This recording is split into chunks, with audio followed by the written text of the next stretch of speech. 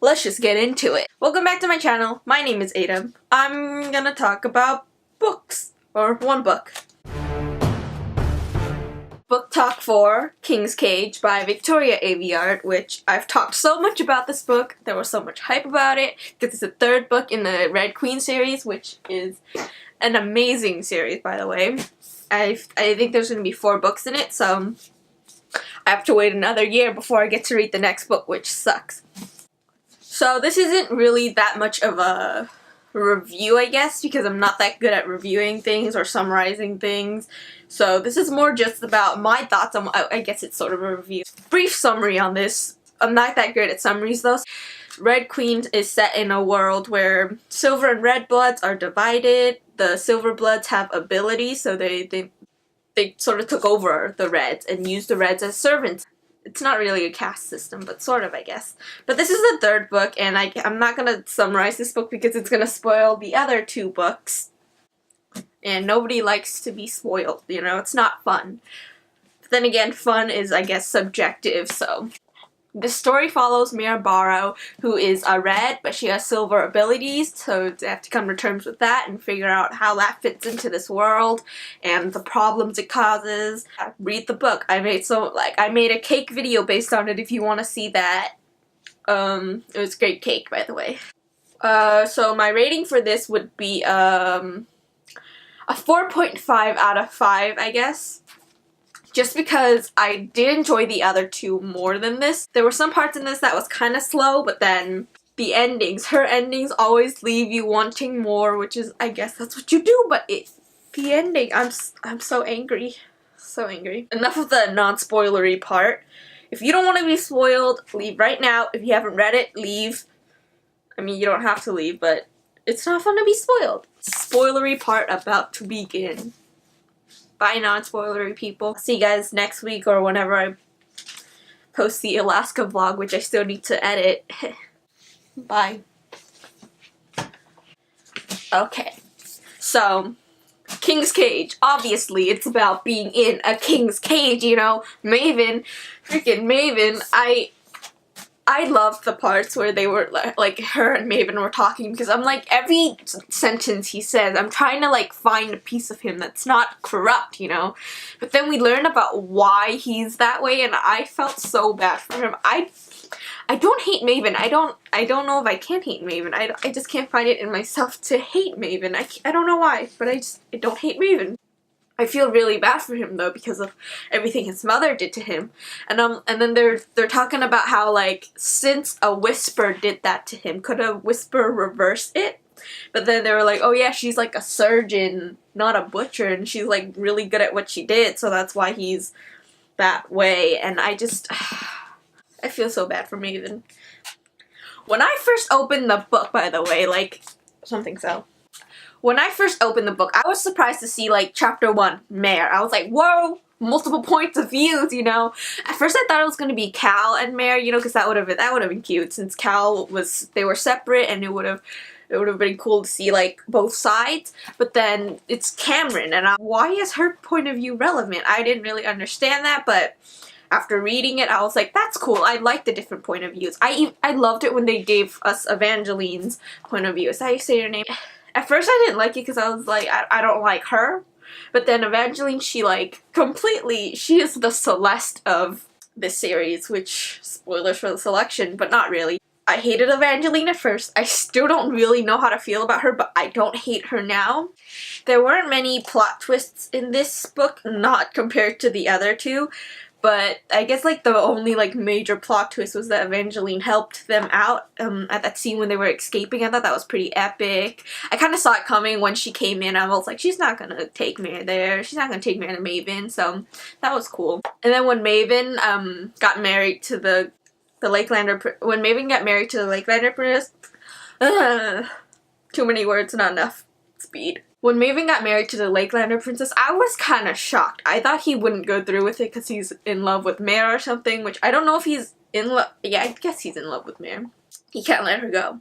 But I didn't think he was gonna actually go through with it. I didn't really like the ending in such that we didn't know much about Maven at the end. I kind of wished we knew more about him. I mean, I know he escaped from, like, being held prisoner, but then, like, you know what would be cool? We got Maven's point of view. I feel like that next book.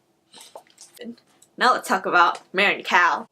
They are so cute together, okay? So, like, when they got them back and they were at the base, and then they were, like, running together, working out together, they were training together, and they got together.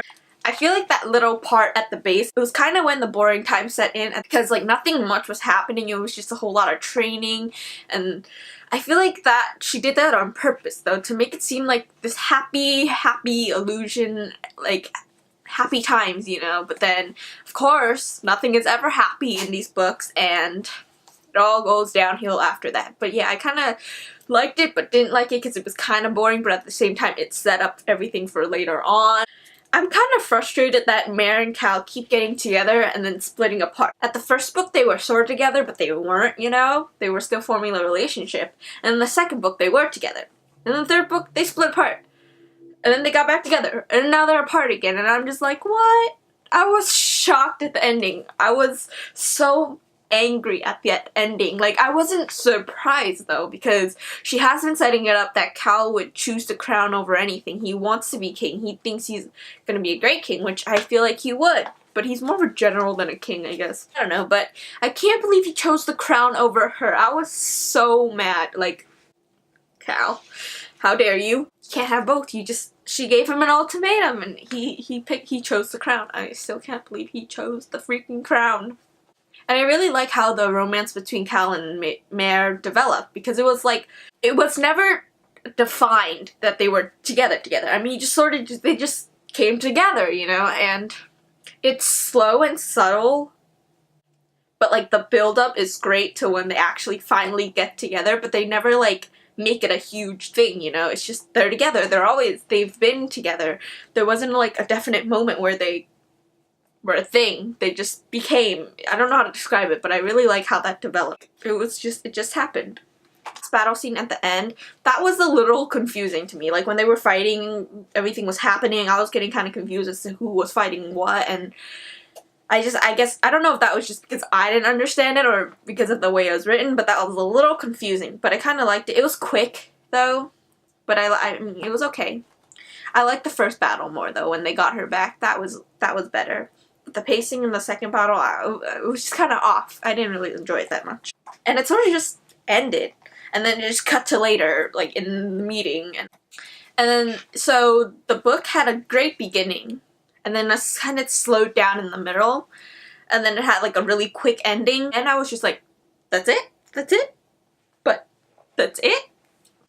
To talk more about Evangeline, I really like how her character's building up, like, all these things that are revealed about her, and I like how she calls Pedalomus her brother Tolly or something like that, but it makes him seem more, I saw this somewhere, where it's like, it makes him seem more human, like, even nice, you know, even though he's not, because he killed Shade. Still mad. Ooh, talking about Shade, Farley's baby, that was so cute. They didn't actually say she was pregnant until, like, halfway through the book, though. I mean, you sort of guessed in the end of the second book, and then later, in the beginning of the third book, they were like, her belly's growing, but they never actually said she was pregnant until, like, the middle of the book. And I kind of wish she had a boy and named him Shade. I mean, I'm glad she had a girl, you know, that's cute. And she named it after her mother or her sister. I think it was her mother. Oh yeah, I got my ears pierced, by the way. It's sort of a tribute to these books, in a way. I mean, I've been wanting to get it pierced, but excuse. Not really, because it's fun. Oh yeah, Evangeline's character.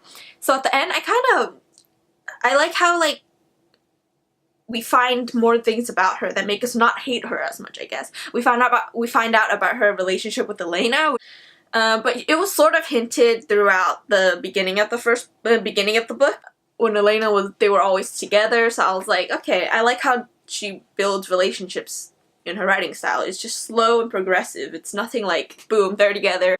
And then at the end, I was kind of hoping Evangeline, she would, like, speak up, you know? Because she doesn't want to marry Cal. She doesn't want to become, or maybe she does want to become queen, but she doesn't want to marry Cal. And she was hoping Mare would do something. So I wish Evangeline would just speak up. Maybe in the next book she will, because Cal needs to end up with Mare. Even though I'm so angry at him right now. I'm so angry. And we don't really know what happens to Cameron at the end either. I mean, I'm pretty sure she's alive, but they don't really talk much about her. I think that's all I have to rant about for now that I can think of. There's probably more. Let's read some quotes or some parts that I marked up. Oh yeah, I designed a dress based on it. I don't know if I'll ever make it, but watch out. Ooh, okay. He's terrified. For a second, it makes me happy. Then I remember, monsters are most dangerous when they're afraid. Maven. Fear can be a good thing, Cam, he pushes on. Fear doesn't let you forget. And the fear you have, the respect you have for this deadly thing inside you, I think that's an ability too. That was spoken by Cam's brother. Oh, and when Cal gave her a red earring, I died. I was like, oh, he knows. Oh, at the end.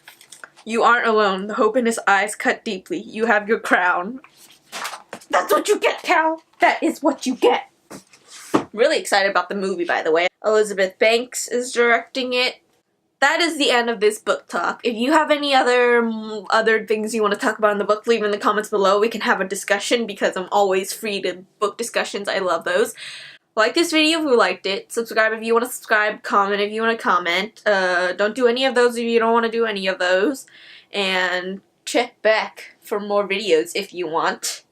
I will be here next Wednesday, hopefully. So, bye.